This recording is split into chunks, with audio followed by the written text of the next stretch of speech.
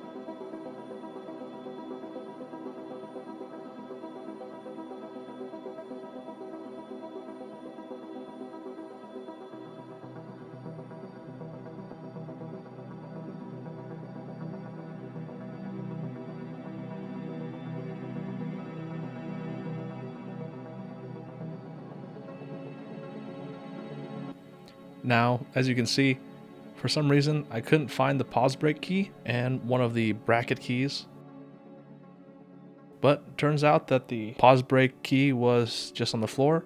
Unfortunately, I did not find the right bracket key, so we'll just leave that bare for now. It was kind of a struggle to make sure that the foam didn't make it so I couldn't press all the switches in and screwed everything together. But as long as you make sure that your PE foam is not super thick, you should be fine. As you saw, I used the rubber band method where I try to hold the plate and the PCB all together. If you have something like photography clamps, you could also use that if you need more force. But for me, rubber bands were just fine.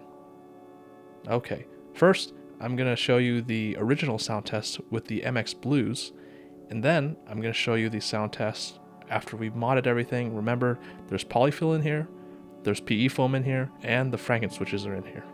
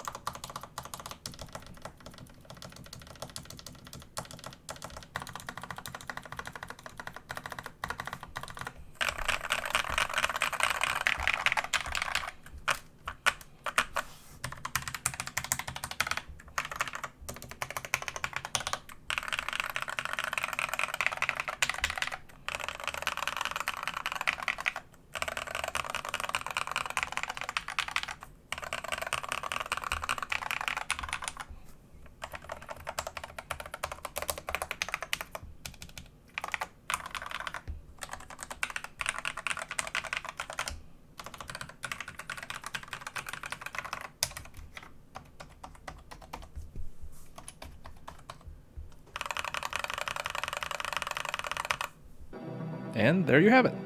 Again, I'm pretty pleased at how it sounds. I know there's some mods at the spacebar that don't sound the best, but I'm very happy that we decided to use polyfill and the PE foam to try and bring out that foamy sound. But as always, I appreciate everybody for watching. Stay tuned for longer sound test videos. I still have a couple Muramasa videos that I have to finish editing. I have the ABS keycap comparison video and some other videos here and there. Also, stay tuned for the very first review video of this channel. It should be happening in about a week or two after I receive said item. Love you all, and see you next time.